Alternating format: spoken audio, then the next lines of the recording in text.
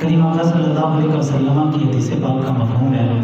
مصطفیٰ جان رحمت صلی اللہ علیہ وسلم نے ارشاد فرمایا کہ اللہ رب العزت ارشاد فرماتا ہے کہ روزہ میرے لیے ہے اور میں ہی اس کی جزا ہوں۔ علماء نے اس حدیث قدسی کی شرح کے اندر مختلف اقوال ذکر کیے اور ان میں سے ایک یہ ہے کہ اللہ رب العزت کل قیامت کے دن روزہ دار کو بلا حجاب اپنا دیدار کروائے گا، اور یہ اس چیز کا انعام ہوگا کہ چونکہ تو نے دنیا میں پوشیدہ عبادت کی، ایسی عبادت کی جس کو صرف میں جانتا تھا، اسی وجہ سے علماء نے اللہ پاک نے فرمایا نا کہ روزہ میرے لیے ہے، کیونکہ روزہ ایک پوشیدہ عبادت ہے، اس کو سوائے خدا بند قدوس کے اور بندے کے کسی تیسرے کو خبر نہیں ہو سکتی۔ اس وجہ سے فرمایا کہ اس کا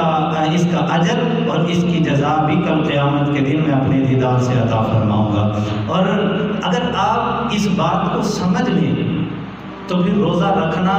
اور روزے کی تکالیف، روزے کی مشقتیں، پیاس کی شدت، گرمی کی حرارت، یہ تمام چیزیں آپ کے لیے آسان ہو جائیں گی۔ آپ دیکھیں کہ ہم نے دیکھا پچھلے چند سالوں سے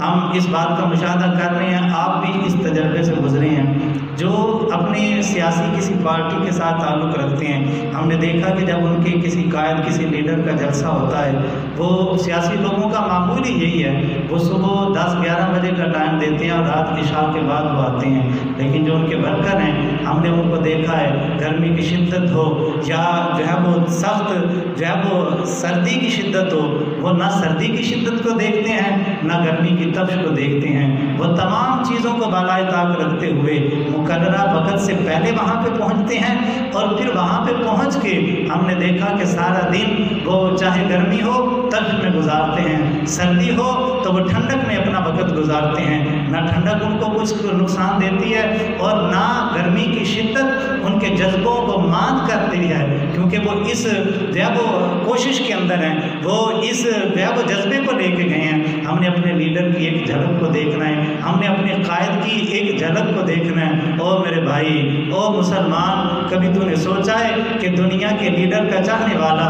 کسی سیاسی پارٹی کے ساتھ تعلق رکھنے والا، وہ اپنے قائد کے چہرے کی ایک جھلک دیکھنے کے لیے صبح 10 سے لے کے رات عشاء تک بھوکا پیاسا بھی رہتا ہے، کھڑے ہو کے وقت گزارتا ہے، اور پھر سارا دن گرمی بھی برداشت کرتا ہے، سردی بھی برداشت کرتا ہے، اور جب رات کو جو ہے وہ اپنے لیڈر کے چہرے کی ایک جھلک دیکھ لے وہ خوشی سے سرشار ہو جاتا ہے۔ اور مسلمان، کبھی تو تصور کر کے دیکھ، یہاں میں ایک جو ہے وہ عقائد کو ضرور ذکر کروں گا۔ حضرت خواجہ بشر حافی رحمۃ اللہ تعالیٰ علیہ آپ فرماتے ہیں کہ میں ایک بازار کے چوک سے گزر رہا تھا، وہاں پہ ایک مجرم کو سزا دی جا رہی تھی، اس کو کوڑوں کی سزا دی جا رہی تھی اور اس کی پشت پہ کوڑوں کی برسات ہو رہی تھی۔ حضرت خواجہ بشر حافی فرماتے ہیں کہ میں نے دیکھا کہ اس کی پشت پہ جب کوڑے پڑتے تھے اس کے جسم کا گوشت ادڑتا تھا، خون کے فوارے چھوٹتے تھے، لیکن اس تکلیف کے اندر بھی وہ نوجوان ہنستا ہوا نظر آتا تھا، اس کے ہونٹوں پہ مسکراہٹ تھی اور اس کے لبوں پہ ہنسی تھی، اور اتنی تکلیف کی شدت کے باوجود وہ ہنستا تھا۔ فرماتے ہیں میرے دل نے یہ کہا یا تو یہ دیوانہ ہے یا تو پھر کوئی پہنچی ہوئی چیز ہے۔ فرماتے ہیں کہ جب سزا دے کے لوگ فارغ ہوئے، سپاہی اس کو گھسیٹ کے جب وہ جیل خانے کے اندر لے کے جانے لگے، فرماتے ہیں جا کے اس کو جیل میں بند کیا، ایک کونے میں پھینکا۔ فرماتے ہیں میں گیا، میں نے جا کے اس سے ملاقات کی اور ایک کھڑکی کے پاس کھڑا ہو کے میں نے کہا نوجوان میری بات تو سن۔ وہ نوجوان چل کے آیا اور جو ہے وہ زخموں سے چور چور تھا، اس کے جسم کا گوشت ادڑا ہوا تھا۔ میں نے کہا یار ایک بات تو بتا، ایک چیز تو بتا، ایک بات سمجھا مجھے ابھی تک جب میں کشمکش کے اندر مبتلا ہوں۔ پوچھا وہ کیا؟ آپ نے فرمایا کہ جب تجھ پہ گھوڑوں کی برسات ہوتی تھی، تیرا گوشت ادڑتا تھا، تیرے جسم سے خون کے فوارے چھوٹتے تھے، تو ہنستا کیوں تھا؟ تیرے لبوں پہ مسکراہٹ کیوں تھی؟ وہ نوجوان کہنے لگا آپ کون ہیں؟ کہا میں بشر حافی ہوں۔ کہا اگر تو وقت کا ولی نہ ہوتا میں تجھے اس راز سے کبھی پردہ نہ اٹھاتا، لیکن اب تو نے پوچھا ہے تو بتاتا ہوں۔ اس مجمع کے اندر جو میرا تماشا دیکھنے کے لیے کھڑا تھا اس میں میرا محبوب بھی کھڑا ہوا تھا، جس سے مجھے محبت، جس کے ساتھ میرا دل اٹکا ہوا تھا، اب وہ بھی مجھے دیکھ رہا تھا اور اسی حالت میں مجھ پہ حد جاری ہو رہی تھی، میرے جسم پہ کوڑے برس رہے تھے، میں اپنی تکلیف کو بھول گیا کیونکہ میرے سامنے محبوب کا چہرہ آ گیا۔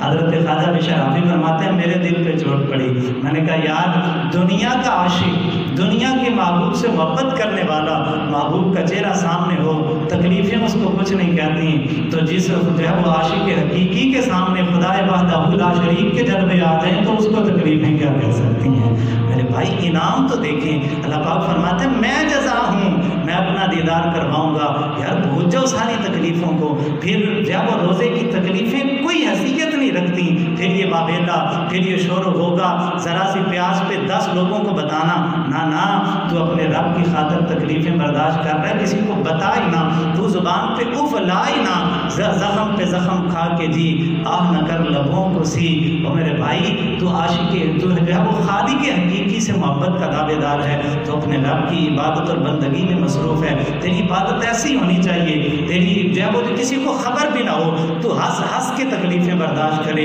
اور پیاس کی شدت بھی ہو لیکن ہونٹوں پہ مسکراہٹ ہو، بھوک کا غلبہ بھی ہو لیکن جسم سے آثار اس بات کے ظاہر نہ کریں کہ میں تکلیف کے اندر ہوں، میں پریشانی میں مبتلا ہوں، تو ہنس کے رب کے لیے تکلیفیں برداشت کر کر قیامت کے دن حشر کی تکلیفوں کو رب دور فرما دے گا۔ اب دیکھ حضرت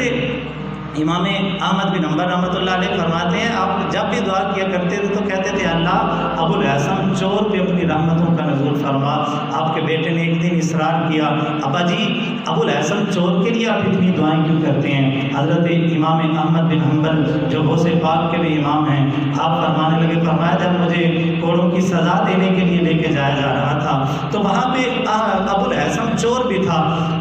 جب اس نے مجھے دیکھا تو کہنے لگا اے امام احمد بن حنبل آپ کدھر؟ کہا بادشاہ وقت قرآن کو اللہ کی مخلوق کہتا ہے، میں قرآن کو اللہ کا کلام کہتا ہوں۔ اسی بات پہ تنازع ہوا، اس نے مجھے کوڑے لگانے کی سزا جاری کی ہے۔ اب وہ ابو الحسن چور کہنے لگا، اس نے کہا اپنی پشت سے کپڑا اٹھا کے کہنے لگا احمد بن حنبل میری پشت پہ دیکھو 18,000 کوڑے میں نے اپنی پشت پہ کھائے ہیں، میں دنیا کا عاشق ہوں، میں دنیا کا چاہنے والا ہوں، اس دنیا کی خاطر میں نے 18,000 کوڑے کھائے لیکن کبھی اپنا جرم بھی قبول نہیں کیا، اپنی ہٹ درمی سے بھی میں نہیں ہٹا، اور جب بھی سزا کھا کے واپس جاتا ہوں پھر دوبارہ چوری کرتا ہوں، پھر اپنے اسی جرم کے، کیونکہ میں عاشق ہوں دنیا کا، میں دنیا کے عشق میں مبتلا ایسا ہوں کہ پھر جاتا ہوں پھر وہی گناہ کرتا ہوں۔ احمد بن حنبل کہیں لڑکھڑانا نہ، تیرے قدم متزلزل نہ ہو جائیں۔ امام احمد بن حنبل فرماتے ہیں بڑے بڑے جبہ و دستار والے مجھے مشورے دے رہے تھے احمد بن حنبل تقیہ کر لے،